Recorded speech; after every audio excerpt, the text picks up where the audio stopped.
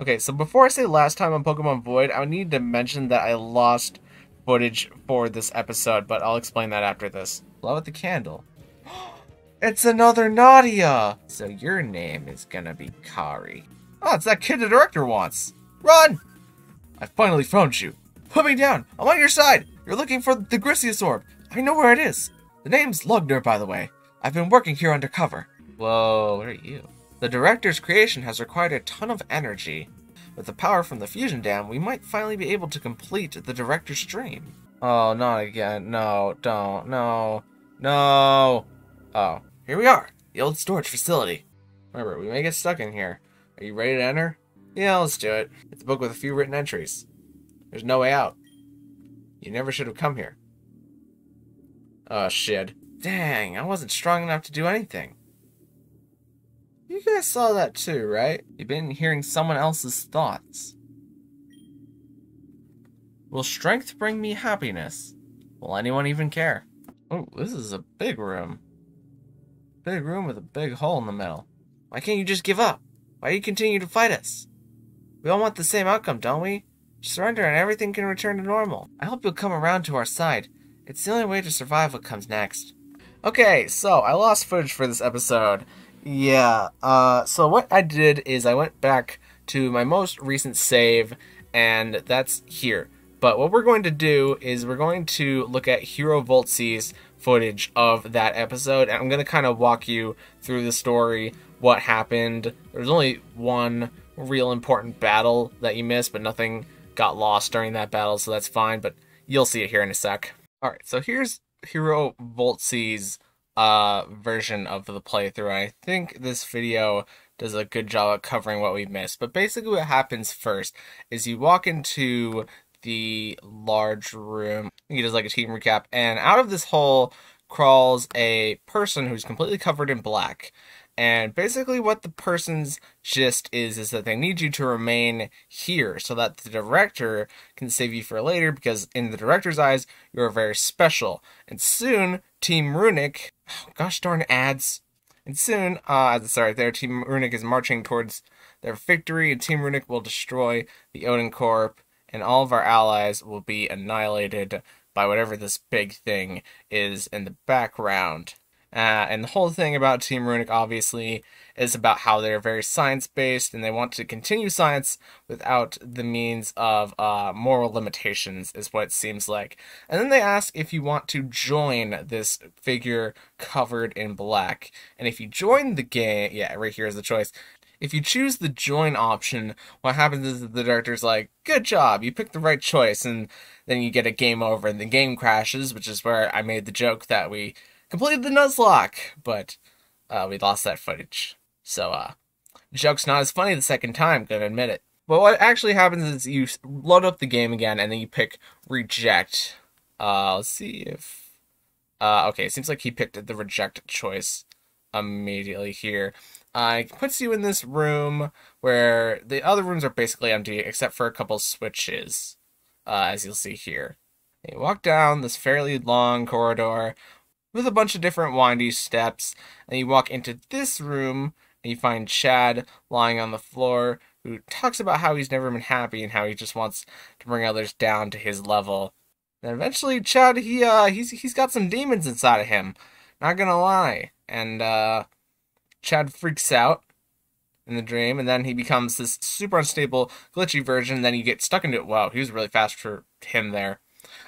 There's this weird glitchy thing that chases you. I only got caught twice. I didn't get caught in this first part, but it seems like it sped up immediately after him leaving the door, so maybe he was just on an odd frame there. Oh, he tried to catch it with the void ball. I didn't try to catch it. I just kind of figured that this thing would instant kill you. And it does instant kill you, and we did lose 3 Pokemon whenever we were going through there. However, for the Nuzlocke, we're not going to count those deaths, obviously, because there's no real way to avoid that. He even kills a Gorgeon at level 40. It's a resisted hit. And it kills, not a Gorgeon, Empyreon. Darn free ads. It even kills Empyreon in one hit. Holy crap, I was not expecting that. I thought it would live at least one. But there's no way to dodge that attack. Like, well, there is. I think it missed once, so it might be like 90% accurate. But Annihilation basically instant kills you, so we're not going to include those 3 deaths in the Nuzlocke. Okay, so what you have to do is you have to run around the facility to those 2 switches that I mentioned earlier. You have to press the switches while also outsmarting the creature. Right there, the creature basically jumps. That was the only 2 times I got caught, was when I had to actually press switches, and it's probably because those rooms are a little bit smaller than they should be. Yeah, because the glitchy thing can also just cut anywhere it wants on the map. But once you press the 2 switches and then go through a locked door, you go to this door, where the room that was previously completely dark becomes light. And you have to walk through the small little diamond prison thing. And I think you go into a lighthouse. Yeah, you go into a lighthouse here. That heals you. And then you find Lugner. And then Lugner says that the Grisius orb isn't here, and it was always really important for you to stay here. And that Lugner, this whole time, has actually just been working under the director, meaning that Lugner has decided to double-cross us. Because, as it turns out, Lugner was actually the name of the evil scientist that we met before, when we very first entered into the Void facility, and we have to fight Lugner. Now, this is really only the major battle that I lost because of the loss of footage, but nothing really significant happens here. He has 2... he starts off with a Gabite and a Vibrava, which are pretty easily defeated by our Fairy type. We also get to set up the Toxic Spikes, but I don't think that really does too much in the battle. And then let's see what he goes into. What did Lugner have as a 3rd Pokemon? Oh, right, he had the Oracult. Oracult was a little difficult to deal with, but we did get Cheshire to +2 with Bulk Up over time, I think. And then Cheshire was able to do damage to it with Horn Leech. Okay, and then eventually Lugner goes into Metagross. And then I realize as Metagross is coming in that this is probably a Mega Metagross because all the other admins so far have had Steel type Megas. And the Metagross does Mega Evolve. That was a lie. At this point, I have my +2 Cheshire on the field, and it's pretty easily able to take the Meteor Mashes, but also use the Bulldozes. And we just kind of stall at the Metagross, and we play a switching game with it for a little bit, with the Oracult and the Metagross. And then eventually I do kill the Oracult, but Noxic comes in, and that's where I really have to start switching out of Cheshire and into Bomba, who actually resist basically all of the moves that seemed that Noxic and the Metagross had, because the Metagross I think had 2 Steel-type moves, but also 2 Psychic-type moves. And eventually it just became a war of enough PP for Aeroblast to eventually kill Metagross. I don't think we got any crits on the Noxic, but I do remember Bomba taking out both the Noxic and the Bomba with having very little PP left, and we also did use Iron Defense and Metal Sound to negate the damage that the Metagross could do. It was kind of scary a little bit, because I think it did get 1 attack buff off with the Meteor Mash while I had Cheshire in. But I think it switched out immediately after that turn. I think the Metagross did stay in for like 5 turns at one point. But the Metagross was in whenever he used the Max Revive. And he decided to Max Revive the Oracult. And yeah, Cheshire was pretty easily able to take that down. So this battle wasn't really that scary at all. But slowly over time, we defeat Lugner, and Lugner's like, you defeated me, but did you really defeat me? Because we're not in the real world. And then he flies away into, you know, just like that. And this anomaly opens up, and the anomaly takes you to this room where you meet Chad again. And Chad says that he needs you in order to escape. And the way to escape where you're at right now is to stop breathing and have yourself pass out. So that happens, and then you wake up here in this area with this machine, which we think is controlling the brainwaves, and then there's another grunt who's obviously asleep. We do read some of the books. I don't think the books were that important, though. It just talked about the machine and how it's was decided to not be used anymore after it was proven successful, which is kind of ironic. But now that we're free to escape the facility, we actually get to see how small it is. This facility is only like 3 rooms big, but because in the dream space it made it much bigger. And then we enter this room, which I didn't know what to do in at first, but that book obviously talks about how what is right there was opened using the Grisius orb, which means that it's a portal to the distortion world that's currently being held open by those tentacle-looking things. Some kind of electrical cord running through it, obviously. So at this point, I didn't know that you could go into the portal, so I actually went back to the city, bought some healing items, came back, then I realized you have to talk to the portal. Yeah, he's kind of going through the facility right now. It's not that big. Then you hop through to the distortion world, and nothing really happens in the distortion world. But Chad does thank you for bringing back his jacket, which I think is kind of a neat character moment. But basically all that happens in the distortion world is that you just run around and open gates and, your art changes and you climb up walls and stuff. But no actual battles happen in the distortion world. And it's just kind of boring. I don't know what that log is for, though. That log never turned out to be anything. It might be how you get Garantina later in the game, but I'm not sure about that. But, yeah, you just kind of run around in the distortion world for a bit. And, eventually you make it to where we are now. Okay, so now that you've seen all of that, we are still not to the point where I lost footage, so I'm gonna know what happens for the next little bit here. But, what happens is we exit the distortion world, we heal up our Pokemon, not that they weren't already healed, but, let's escape this place real quick. And we are actually at the dam, which is what this room was that we tried to break into before. Down there is Bushman, and to our left is that ladder over there. Okay, so what happens at this point in the episode is that we realize that this left place is blocked. And I kid you not, while I was running through this grass, I found a shiny Ursa ring. Kinda hoping that was going to be a shiny, but no, it's just a phantom. If it was a shiny phantom, though, we could have gotten our Trevor back.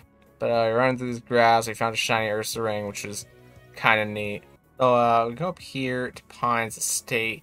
We're going to take the teleporter down. And my first thought is to go over here to Professor Pines, but the door is locked. And Swampert still doesn't want to let me into his tiny little cave area. But then I do remember that we do have the way to get back to the city over here. So let's go ahead and do that.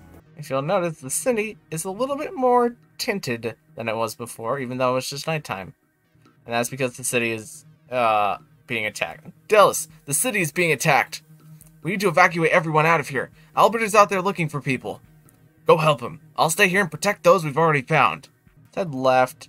And then there was a trainer who I'm not going to fight again. Caught me Okay, well, we're going to fight this trainer again. But I already know what this trainer has because he caught me the first time. I was just running through. I didn't notice that he was going to come up. But he also turned on axes that he didn't have this time before. So they start with Rodeth's Shadow Form. And I start with Regibiv. Oh, no. Wait, that is not what happened the last time. I mean, I can Mega Detect. That is not what happened. Last time I had Judy in front. And also I was killing the Wild Imarates, so level 59 with Regibiv right there. Because Regibiv is level 52 going into this fight. Let's just detect and install this thing's turnout. Because I know what it goes into after this. Yeah, use Void Venom. You're hurt by the burn a little bit. That's just fine. But let's go into Judy like how we... Oh, I was level 54 with Judy going into this battle before. Maybe... Oh, Judy must have gotten a little bit leveled off of something else. Okay, they go for Void Venom. That doesn't kill us. It's not very handy. It also poisons us. It's just not great. But I know because this thing is switching out this turn and what it's switching into. I guess it would be better to Draining Kiss it. The way I beat the thing before was by Toxic stalling it with spikes. I'm just going to grab a full restore. I'm going to grab a full restore. We'll heal up Judy. They switch out. They're going out to Dusknoir. Another Void form. The full restore off. We restore HP and the poison. And now this Dusknoir can kick our stuff in. We can't set up Toxic Spikes yet because the Rodeth is bound to come in again eventually. So now we just have to live the hit from the Dusknoir. Hopefully eventually. That doesn't do a lot. They go for Bash. It's going to hurt, but we do survive it pretty safely. And the Dusknoir is drawing in excessive amounts of damage, so it's going to hurt itself every time that it does that. Which makes stalling it out just a little bit easier. Oh, it also used this move, Absorb Heat, which doesn't do a lot of damage. I don't know what Absorb Heat does, but it just does less damage than all the other moves, and it also damages it, which is good for us. But they're going to be switching into the Rodeth this turn. So we're going to go for the Draining Kiss. Try to get some damage off on it. I think this is a 2-hit KO, but it might not be because we were level 54 before. Oh, no, this is still a 2-hit KO. Okay. So they either decide to heal up here. Well, let's set 1 layer of toxic spikes before we decide to kill this thing. Because that'll help us deal with the other mons that are bound to come in. They go for Void Venom. That's fine. It's going to poison us. That's okay too. Oh, Void Venom doesn't always poison. Oh, that's strange. Let's Draining Kit. They decided to use the Hyper Potion here, which is a little cheeky, because you would have died there if I had gone for Draining Kiss before. But okay. It's almost like they knew to heal whenever the killing blow was coming in, but that's fine, I guess. Now you're in here again. And, let's just Draining Kiss again. Oh, okay, so you decided to stay in for 3 turns. Which goes against all laws, but I'll take what I can get. You die. Okay, so now that the Void Rodeth is dead, it won't... Oh, maybe this is just where Judy hit level 54, and I'm misremembering. What do you go into after this? Okay, you're going into the Dusknoir again. I will not change Pokemon because we know that we can take a hit from this thing. It's going to be toxic, so it's easier to stall it out. But it's the last Pokemon that comes after this Dusknoir that almost gave me a real scare. But let's set up our second layer of toxic spikes here. We're going to take whatever damage the Dusknoir deals out, hopefully. Oh, they went for Absorb Energy, which won't do a lot, but it will raise their attack and special attack. So if they go for Bash, we're in a worse spot. But also, they might get dealt enough residual damage here to where I can just kill them with Draining Kiss. So they took damage by itself, then took poison damage. We're still fairly full health, so we should be able to take 1.5 move and Draining Kiss. Okay, they went for a Hyper Potion. And then they should switch out after this, probably? Oh, that's weird. The Dusknoir took excessive energy consumption damage, even though it didn't use a move this turn. Huh. I did not know that that was how that worked. Okay, let's Dragon Claw it. Alright, it's gonna withdraw this turn. But now it goes into Feralion, and not just any Feralion, a Void Feralion. Which, in case you don't know, Feralion is the counterpart to Empyreon in this game, and can also have huge power. So at this point, I'm thinking Judy was on like 2/3 of her health whenever this Feralion came in. There was nothing else on the team that was going to take this hit. So I'm thinking, alright, we have to sack Judy for a turn. We can go into Rojibiv, we can detect, and then we can slowly stall this thing out by making it switch in and take poison damage. So I just decided to go for any... well, we're out of Draining Kisses now, Judy. But I decided to go for any old move. And we get to Draining Kiss it first. So we get a little bit of our health back. Oh, we got a crit on Dragon Claw. That's pretty good. But Feralion goes for Bash. I know this doesn't kill. But whenever this happened before, Judy was left on 2 health. And I for sure thought Judy was dead. But thankfully, Judy did not die. I don't know if this thing has a priority move. They haven't revealed a Void priority move yet. I'm gonna heal up anyways. And then yeah, I went for like Wave Burst and Absorb Heat. This thing rarely ever went for Bash, really. It was just that one time that it left Judy on 2 health. That was absolutely crazy. Oh, the residual damage didn't kill it. Oh, well, it'll die whenever it comes in. Unless we kill the Dusknoir here. From the poison. Huh, okay. The excessive energy consumption even damaged it whenever it switched in. That's kind of interesting, but okay. Down goes the Dusknoir. But, yeah, this was also the last battle that happened this episode, but we'll get in the rest of the story stuff after this. You think you're all tough, huh? Get detected, fool. What are you gonna do now, huh? What are you gonna do now? Actually, you could have used a Hyper Potion there, and I would have been in a really bad spot. But, whatever. Just like that, we defeated the team Runic Grunt. Can't stop us, we've already won, as he gives me 5k. It's the joke that I made last time. Does this actually take me back there? Okay, no. But, we have to walk down this street. We can't go up there. Even though there are healing flowers over there that I can't use. The entire left side of this street has been taken out. At this point, No, I don't sneak my way through here. I make my way past all these other grunts. I think the repel worn off in this exact same spot before as well. Okay, so we make it past here, and we reach the scientists with Erika and Albert, who are currently fighting off the hordes of Void Pokemon, as well as Team Runic Pokemon. It's over. You've lost. Submit to our demands. You're stupid to think we'd give up so easily. We're not going to surrender.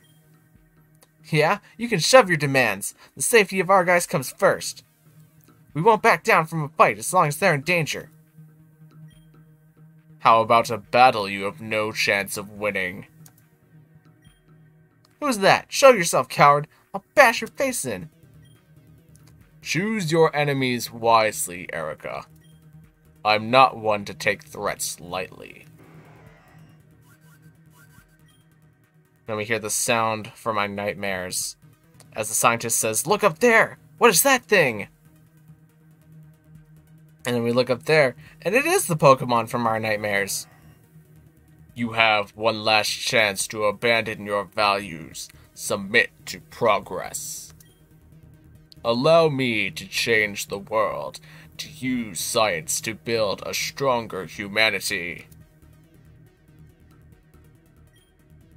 But if you refuse, prepare to die with the past.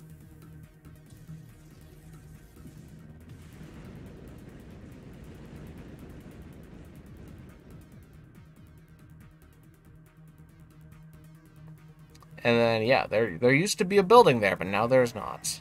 The building! Erika, please, we need to evacuate now. We need to get everyone out of here. We can't fight that thing. Everyone, head to the train. The city is ours. It's time to regroup with the rest. It's time to bring Stronheim into the next era. Whoa! That seems to be everyone. You better get on board. We'll make sure the train leaves safely. Here, take this. You've done more than enough to deserve it. And then we get the psychological badge. And all it cost us was a lot of psychological damage. Now, get moving. We can't waste any more time. And then we get moving because we can't waste any more time. And we're on a bus, and it's a little crowded in here. But we're now traveling to the Chemi Settlement. And the Chemi Settlement, if you remember, is the place where we started the game. And it all comes full circle, except a lot of people are dead. Hey kid, we're going to need you again. A lot has happened very quickly. If you need a minute to process everything, I get it. Stay here a bit. Recharge. Once you're ready, I've got an assignment for you. Head up the North Path. I need you to find Commander Eliora. All I know about her is that she was one of the Odencorp's earlier experiments. She really freaks me out, but we'll need all the help we can get. Erika and I are going after Team Runic. We need to stop them before they do any more damage. We're gonna break every last one. They're gonna regret this. Yeah, what she said. Good luck, Dallas. The fate of the region is on our shoulders. And, yeah, that was where the episode ended last time. So, let me walk around and see if there's anything more to do now that we're more experienced. Can I get another thing from that? No, I can't. But this is our house. I wonder if our house has changed at all since we left.